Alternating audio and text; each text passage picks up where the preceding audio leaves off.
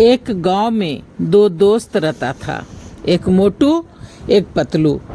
दोनों को स्कूल में सब बहुत चिढ़ाते। हे मोटू, हे पतलू। दोनों की एक ही तकलीफ, इसलिए दोनों दोस्त बन गए थे। अब जब भी कोई उसे चिढ़ाता, दोनों जम के उसकी पिटाई कर देते। मोटू जम के उसकी पिटाई कर देता। बच्चे डर से अब उसे नहीं छेड़ते। मोटू पतलू की दोस्ती धीरे धीरे फेमस होने लगी।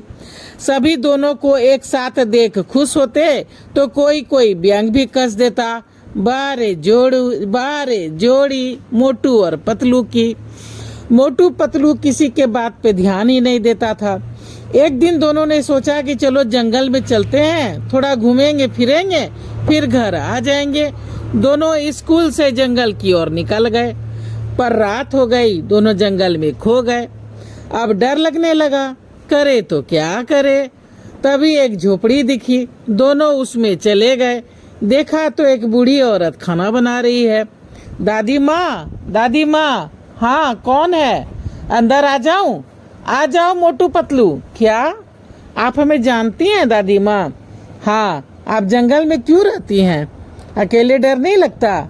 नहीं, मैं बनदेवी हूँ, वन की रक्षा करती हूँ। बनदेवी? वो क्या होता है? एक परी। तभी मोटू बोल पड़ा। बूढ़ी हंसने लगी। अरे नहीं बच्चों, मेरा नाम बनदेवी है। बहुत साल पहले मैं अपने घर वालों के साथ यहाँ आई थी, भटक गई, तब से यहीं हूँ। पर आपने तो कहा कि बचपन से यहाँ हो। वो तो ऐसे ही तुम्हें हंसाने के लिए कह दिया था। और हमारा नाम कैसे जान गई आप? आप जादू जानती हो? नहीं, बस वैसे अंदाजा लगाया था। तुम मोटे हो और ये पतला। चलो आओ बैठ जाओ, रात हो गई है। आप बचपन से इसी जंगल में रहती हो, आपने कहा। आप इस जंगल में कैसे रहती हो? खाना कैसे खाती हो? खाना कैसे बनाती हो? ये इतनी अच्छी झोपड़ी कैसे बन गई? पैसा कहाँ से आते हैं? कैसे जीती हो? अरे बाप रे बाप, इतने सारे सवाल। पहले तुम लोग हाथ मुंह धो लो, कुछ खा लो, फिर मैं अपनी सारी कहानी तुम दोनों को सुनाऊंगी। दोनों को कस के भूख लगी थी। झटपट हाथ धो करके खाना खाने बैठ गए। खाना खाने के बाद दोनों बेड पर लेट गए और बूढ़ी दादी को बोले कि अब तुम अपना कहानी सुनाओ। अच्छा ठीक है भाई, आज यहीं सो जाओ, मैं दूसरे कमरे में सो जाऊंगी, तुम दोनों यहीं पे सो जाओ। सवेरे मैं जंगल से बाहर तुम्हें छोड़ दूंगी। पतलू ने सोते सोते कहा कि नहीं दादी माँ, आपने मेरे सवाल का जवाब नहीं दिया, आप सारी बातें बताओ। दादी माँ बोली, क्या बताऊं बेटा, मैं छोटी जाति की लड़की, मुझे बड़े जात के लड़के से प्यार हो गया। सभी मारने पे उतारू हो गए तो हम दोनों यहाँ जंगल में आके छुप गए।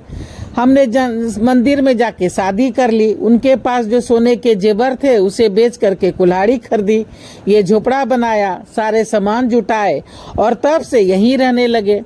हमारे बच्चे नहीं हैं। तुमने दादी कहा तो बहुत अच्छा लगा। अभी दादाजी कहाँ हैं? वो शहर गए हैं जड़ी बूटी और दवाइयाँ बेचने। सप्ताह में एक बार जाते हैं, उसी से जो पैसे मिलते हैं हमारा गुजर बसर हो जाता है। जब आप अकेले रहती हैं तो आपको डर नहीं लगता? नहीं, पहले लगता था, अब नहीं लगता। अब ये जंगल ही हमारा घर है। तुम दोनों सो जाओ बच्चों, मैं दूसरे कमरे में जाके सो जाती हूँ। सवेरे दादाजी आ जाएंगे तो तुम दोनों को छोड़ आऊंगी। दोनों सो गए। सवेरे सवेरे ही दादाजी आ गए थे। फिर दोनों ने मोटू पतलू को जंगल से बाहर उसके गांव तक छोड़ दिया था। बाय दादी, बाय दादाजी, बाय बच्चों। घर पे सभी परेशान थे। दोनों को सही सलामत देख करके गांव वाले और घर वाले सभी खुश हो गए। अब मोटू पतलू स्कूल में खूब बढ़ा चढ़ा कर बनदेवी की कहानी सुनाते थे। सभी बच्चे बड़े चाव से कहानी सुनने लगे थे। अब उसे कोई नहीं चिढ़ाता था। सभी उसे निडर समझने लगे थे और आखिर समझते भी तो क्यों नहीं। मोटू पतलू दोनों रात भर जंगल में रह के और सही सलामत वापस जो आ गए थे। तो अब मोटू पतलू सभी के फेवरेट बन गए थे। सभी बच्चे अब मोटू पतलू से बहुत प्यार करने लगे थे, उसकी बात मानने लगे थे। तो देखिए बच्चों, कैसी लगती है मेरी ये छोटी सी कहानी बंदे बी।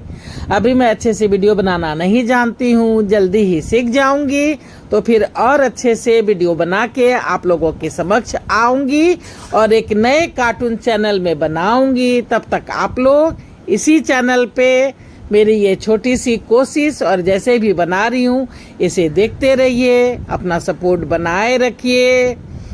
बाय बाय बच्चों।